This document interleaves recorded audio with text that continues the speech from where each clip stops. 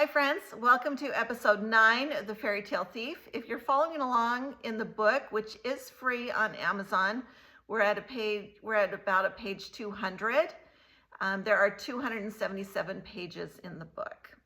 So, thanks for joining me. If you enjoy these, be sure to subscribe, hit the like button, tell your friends, and here we go, episode 9 of The Fairy Tale Thief.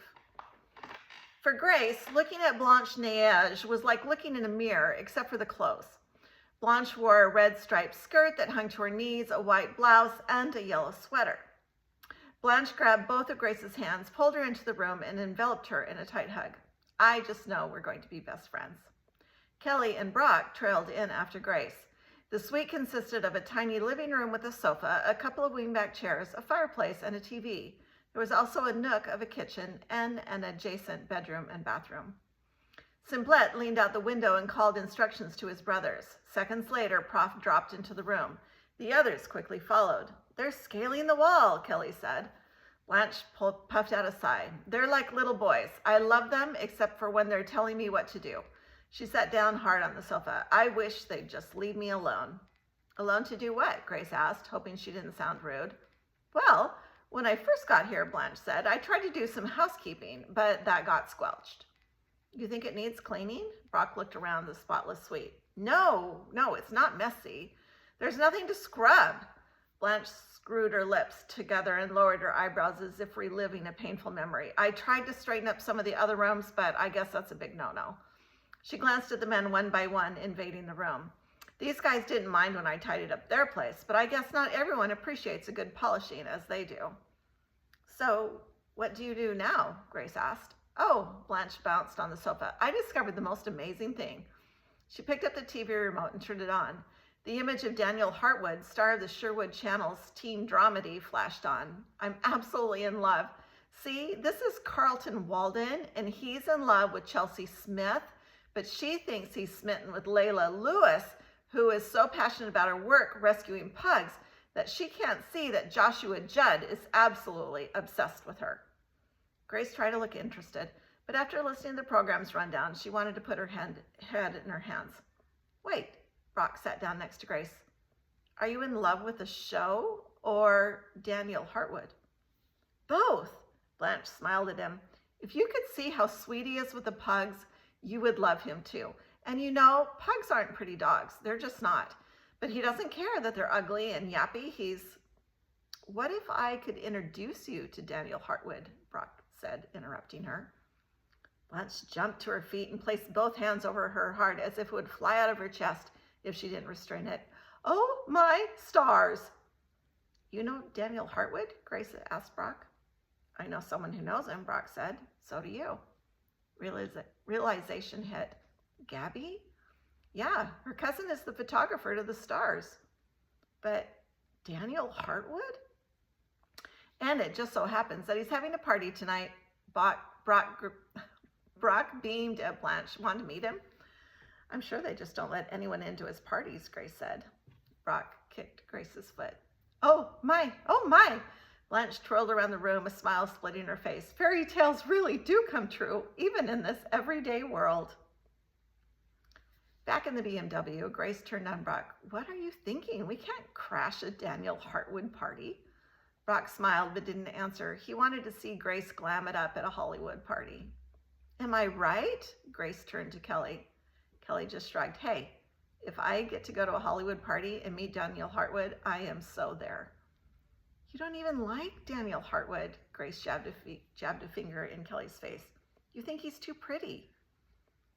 "I don't understand you," Kelly said, swatting at Grace's hand. "You're the one who wants to find your sister."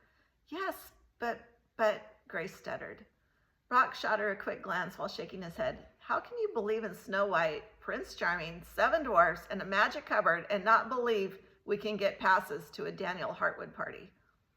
Grace opened her mouth but couldn't seem to find the words. After a few beats of silence, she said in a small voice, "Do you think the magic cupboard could conjure up something for me to wear?" "We don't need a magic cupboard. You can borrow something from the shop," Brock said. Kelly squealed, "Oh, me too, please, wait. How is going to this party going to help us find Heather?" Don't you see, Brock said, if we can get Blanche there, then Charmant will want to go. I don't know, Grace said. He looked pretty into Heather. But is he really? Brock asked. Or is she just a filler for Snow? I mean, Blanche. Maybe, Kelly said. True love and all. I don't believe in true love, Grace said. Wow, Kelly replied. Cynical. Kels, you should know what I mean. Your mom has been single for years. Because my dad died, Kelly said somewhat hotly. Love isn't like it is in the rom-coms. It's being there even when you're tired. It's doing the dishes when you'd rather be out dancing. It's getting up and going to work every day. Brock cleared his throat.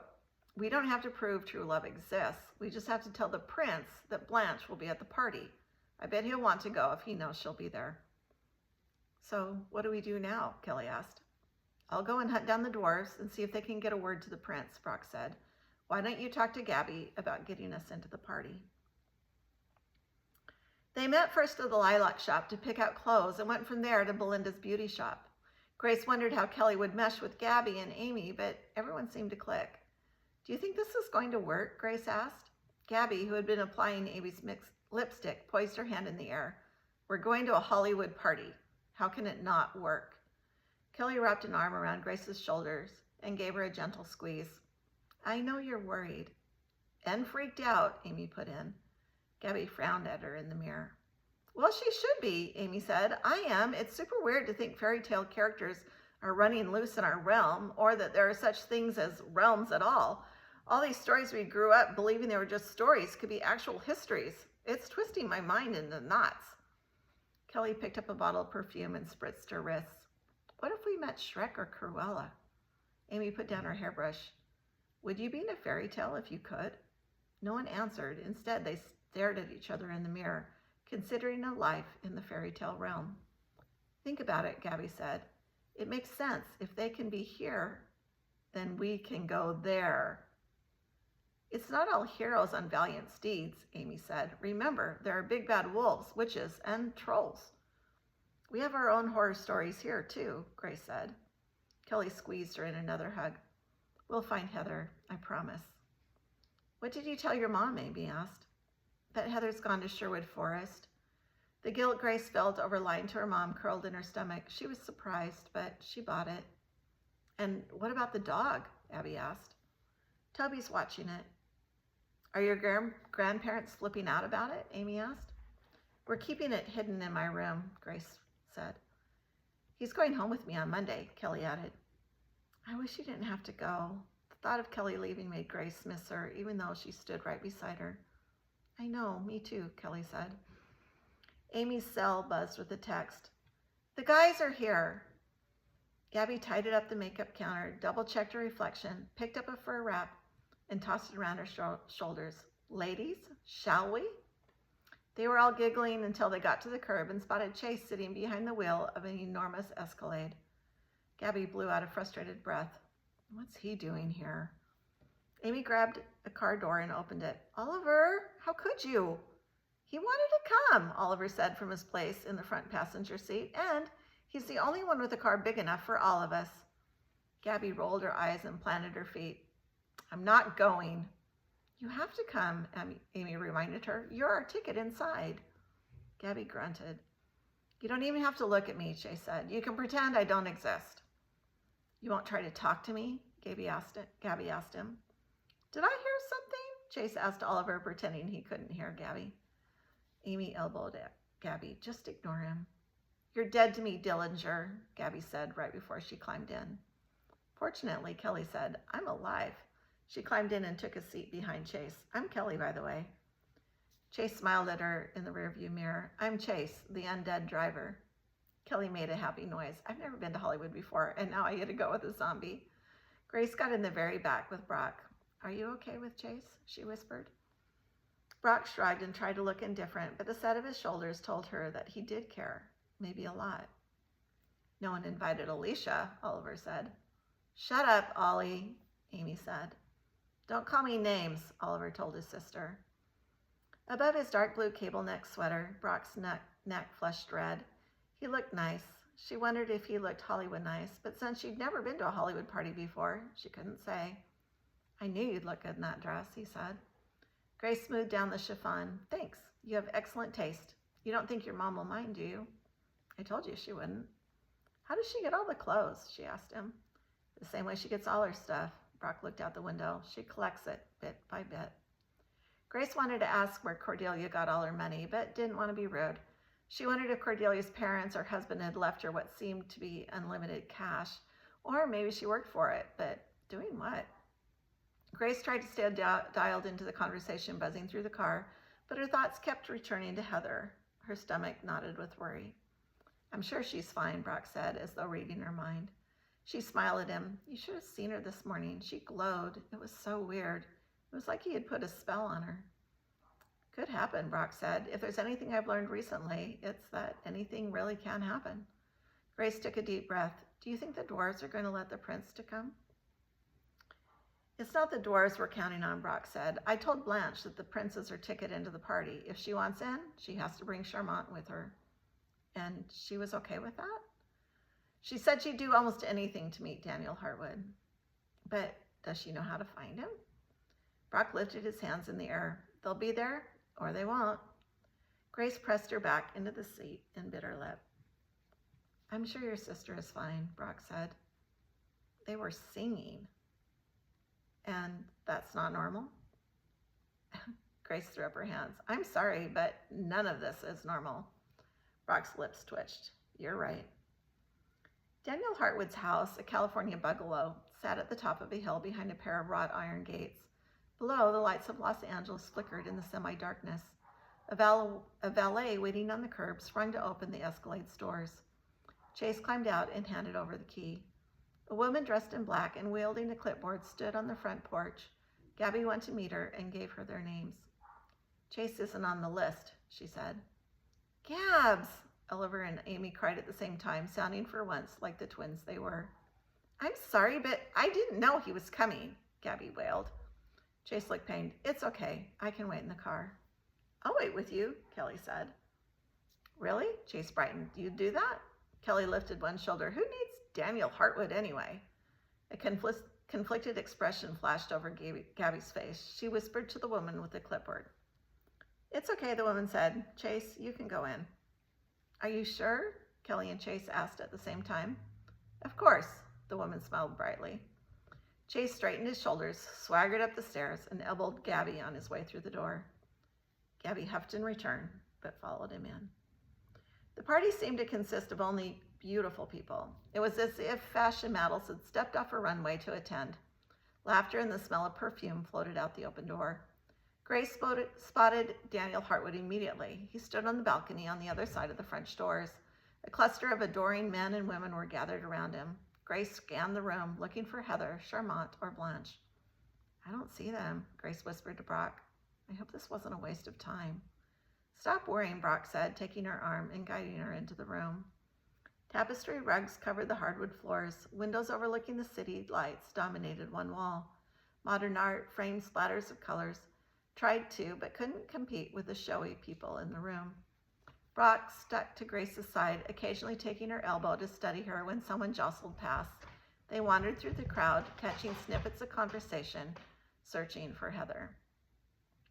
Outside, a cool breeze carried away Grace's claustrophobia. They found a quiet spot on the balcony, a few steps up from the living room where they could watch the pool and also the front entry. Do you ever think about Hollywood? Brock rested against the railing and studied Grace. Until tonight? No, not ever. She leaned against the wall, taking the pressure off her feet. The funky red leather shoes were cute, and they fit perfectly, but she wasn't used to standing or walking in 3-inch heels. You don't want to be rich and famous? Nope, not unless I did something cool, like cure cancer. A band on the patio below began to play a Scotch whiskey tune. Brock scooched a few inches closer, and his shoulder brushed against hers. Cure cancer? Is that what you want to do? Doesn't everyone? Grace asked. Seriously, are you going to study science? Grace nodded. Maybe med school. Wow. How about you? Brock shrugged. I haven't decided yet. Business, probably. Antiques, like your mom? He grinned. It's like a treasure hunt. And your mom's finds are... Grace paused. Really, I can't think of the right adjective. The band broke into chorus, and the music ramped up in volume. Amazing. Brock stood so close she felt his breath. More than amazing, I think, she said, raising her voice so he could hear.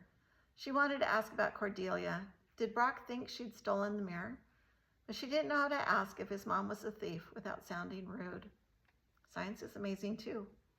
The singer paused for a drum solo, and for a few moments, Grace only heard the steady beat of music.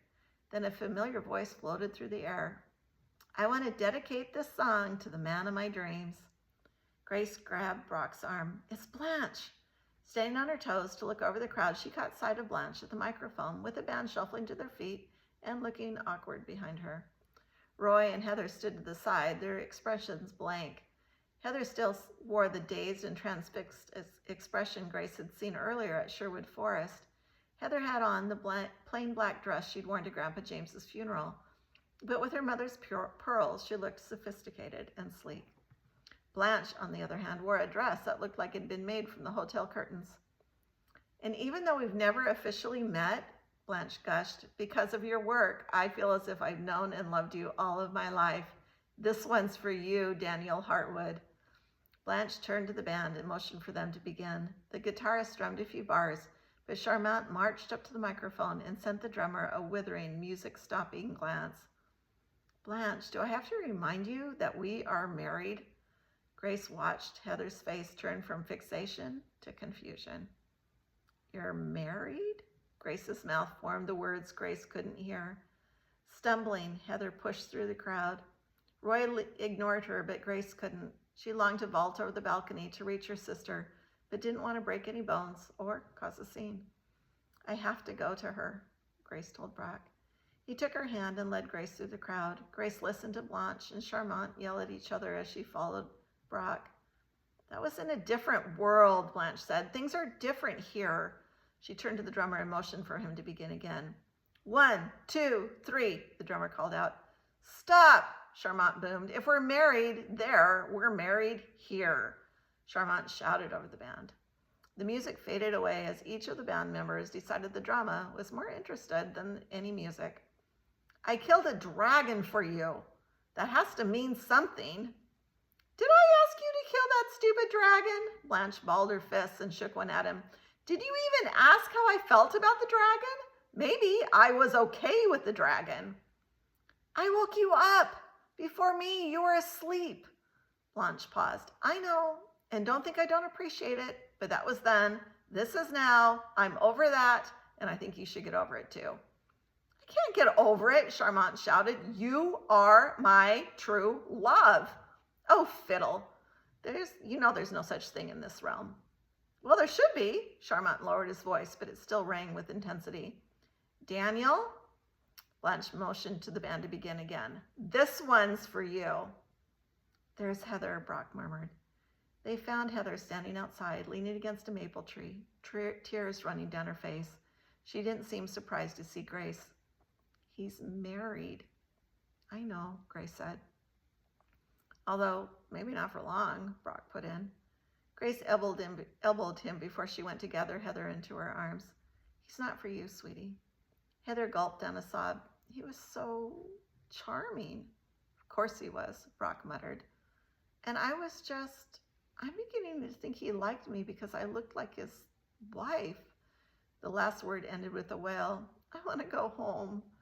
Grace smoothed down Heather's hair and let her sister's tears soak her shoulder. I'll go and get the others, Brock said, leaving the two girls alone.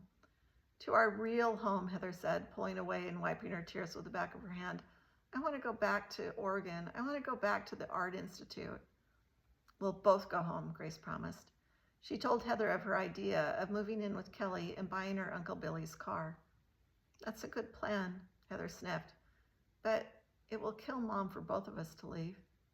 Then she should come and bring Toby with her. Heather placed her hand over her eyes. We never should have come here. It's toxic. It's so phony. She waved her arm toward the party. Roy, he was too good to be true. I can't explain it. It's like when I was with him, nothing was real. I get it, Grace said, thinking of all the fairy tale people cluttering up her life. Heather sucked in a deep breath. What are you doing here anyway? Looking for you. You knew Charmant was married? Grace twisted her lips. How? Everyone knows that. I didn't. If you knew who he really is, you would know. Brock emerged from the house. Kelly and Chase followed, laughing. Where are the others? Grace asked. They're going to take an Uber home, Brock said. But you should stay here, Heather protested. She linked her arm through Grace's. We'll take the Uber. No, we're ready, Kelly said. Are you sure? Grace asked. Kelly and Brock exchanged glances, and Chase flipped his keys. Yeah, Chase said as he headed for the valet. Kelly and Chase sat up front while Brock, Heather, and Grace took the middle bench. Heather talked about her plans for their return to Sam and Dale, and Grace tried not to notice Brock's leg touching hers every time they turned a corner. If we both live at Lucy's, we can share the car, Heather said. Or you could both stay with me, Kelly promised. That's sweet, but Lucy has a pool house, so we can be on our own, Heather said. It'll actually be cheaper for Mom with us gone, Grace told Heather. She'll have to find someone to watch Toby, Heather said. He'll have to go to regular school. Heather hung her head, letting Grace know that her sister knew exactly how much Toby would hate that. Are we really going to do this? Grace whispered. Yes, Heather said. How much money have you saved? Not enough. I can add my $300. We're still short, Grace said, but maybe by Christmas we'll have saved enough. I'll get a job too, Heather said. How are you going to do that, plus go to school and homeschool Tobes? I'll make it work, Heather said. Grace believed her. Her belief in fairy tales was new and shaky, but her faith in her sister was grounded in years and years of experience. Chapter 16. Heather and Grace agreed not to mention their plan to Jeannie until after they'd earned the money they needed. Heather tacked a calendar on the back of their bedroom door where she crossed off each day with a black marker. Week after week, Grace cashed her paychecks and watched her bank account grow. But their plan fell apart at the end of October when she came home one day to find everyone, even her grandparents, gathered around the kitchen table, crying. Dad? Grace asked, but of course, she already knew. He's okay, Jeannie said, standing to envelop Grace in a warm hug that smelled like Jeannie, a combination of vanilla-scented shampoo and the faint, clingy odor of dry erase markers. He has to be. So her mom didn't know. What happened? Grace broke away so she could see more than just her mom's shirt. He's been hurt, Toby told her. It's pretty bad. They may have to amputate his leg, Grandpa put in. Where is he? Germany, Jeannie said, her voice wobbly. Germany? Who gets hurt in Germany? Besides, I thought he was in Korea. Heather sent her a look that said she wasn't helping, so Grace thought of the only way she knew how to help. You have to go, she told her mom. What? Jeannie took a step back and grasped her chair. As much as I'd like to. You have to go, Grace interrupted her mom's protest. Grandpa began to sputter, and Grandma chimed in. She can't afford it, Grandpa said. She can't leave her job, Grandma added. Grace squared her shoulders and sent a silent message to Heather. She seemed to know what Grace was thinking because she nodded. I'll pay for it, Grace said. Jeannie laughed, but it sounded sad. Honey, how are you going to do that? Jeannie stopped laughing when Grace told her how much money she'd managed to save. With her mom gone, living with her grandparents became almost unbearable. Dinners around the kitchen table were torturous. Grandma complained about Heather's cooking attempts, and Grandpa's dentures made its slurping sound when he chewed. Grace stayed late at the lilac shop every night until it closed. As the days grew shorter, it was usually dark by the time she locked up the shop, so Brock started driving her home on a regular basis. Grace didn't know where Cordelia went most of the time. She seemed to be gone more than she was around. Where's your mom? Grace asked Brock one day after work. Brock shrugged. Is yours still in Germany? Grace nodded. She'll be back in time for Halloween. Her throat tightened. She said she wants to make Toby a Pinocchio costume out of some German lederhosen she bought. Toby doesn't know how to tell her he wants to be Spider-Man. Brock laughed. Have you seen any more of your fairy tale friends? Brock asked. She shook her head. They disappeared. I wonder if Blanche and Charmant were able to work things out. I hope so. They've been together forever. Brock smiled and drummed his fingers on the steering wheel. Literally. That was all so weird, and now it's over. It's like they came and left with the circus. Not completely. Remember, I still have the magic cupboard in my garage. Did your mom ever ask you about it? Brock tightened his lips, and Grace understood that she'd somehow trespassed. It's over now, she said, looking out the window and watching the headlights of Santa Magdalena Parkway flash by. Brock slid her a glance. Sad? Disappointed? No, it's just back to real life. Fairy tales, for most of us, just don't come true. I'm sorry about your dad. Yeah, me too. They think he might be able to transfer to the Veterans Hospital in Long Beach as soon as he's able to travel. Silence filled the car, but it was a good silence, the kind that didn't need music, talk radio, or empty words. It settled between them. For a brief moment, she wanted to reach out and touch Brock, hold his hand the way he'd held hers that night at the Hollywood party. But like so much that had happened, it didn't seem real. That small intimacy felt like another piece of a missing fairy tale. Hey, have you ever been to Sherwood Forest Scarefest? Brock asked. No, Grace thought about telling him she couldn't afford it, but then he'd wonder what she did with all of her paychecks, and she'd have to tell him she'd spent it all on her mom's flight to Germany. And then he'd possibly tell Cordelia, who might think she was hitting her up for more money, which she wasn't. In her opinion, Cordelia was already overpaying her, so Grace just said again, no, and closed her mouth. We should go, Brock said. Grace's heart stuttered. What did he mean? Did he mean just the two of them? Would he buy her ticket? He noticed her hesitation and poked her leg. Come on, I'll treat. Oh, okay. But you have to dress like a zombie. She could do that. And if Alicia caught her, she really would be dead. They broke up, Gabby told her. Grace had the phone pressed to her ear while she scrubbed the bathtub. What? Nobody told me that. Yeah, they had a big fight in the middle of the cafeteria weeks ago. How did you not hear about it? Who broke up with who? She asked as she sprinkled more cleanser on the white tile. Does it really matter? Gabby asked. It does to me, she answered. Just a second. Grace ran the shower and watched the green cleanser swirl around the tub before gushing down the drain. Gabby filled her in on Alicia's bad behavior and ended with, he said he was too tired to go on. Grace thought of all their nights in the car after work. He hadn't seemed tired then. Grace's heart lifted as she stood to spritz the mirror with window cleaner. Hey, babe, Heather came in, purse in hand. I'm taking the grand unit to the doctor's. Don't forget to change the sheets. Okay, tell me everything, Grace said into the phone as soon as Heather disappeared. Gabby's laughter floated over the line. I don't know much more than that.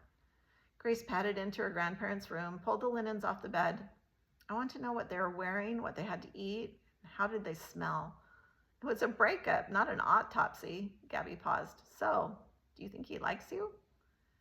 No, but Grace wasn't so sure. Gathering up the sheets, she headed for the laundry room. Why not? Why else would he ask you to the Scarefest? What are you going to wear? Zombie duds, Grace said, considering the sheets in her arms and wondering if she could use them to make a costume. No, ghosts wore sheets. Zombies wore rags. Maybe Grandpa Hake had something in his closet he wouldn't notice missing. Hold up. I'm going to check the grand unit's closet. I think they own everything, every stitch of clothing they've ever bought. Their closet smelled too much like old people, so Grace quickly closed it and started to remake the bed when Gabby went on to tell her about Chase's last attempt to win her back. He's like that wind-up bunny that won't die. He just keeps on going. I think it's sweet. It's annoying, Gabby said, but her tone suggested she agreed. When Grace tucked in the sheet, her fingers connected with something between the mattress and the box spring. She pulled out an overstuffed white legal-sized envelope.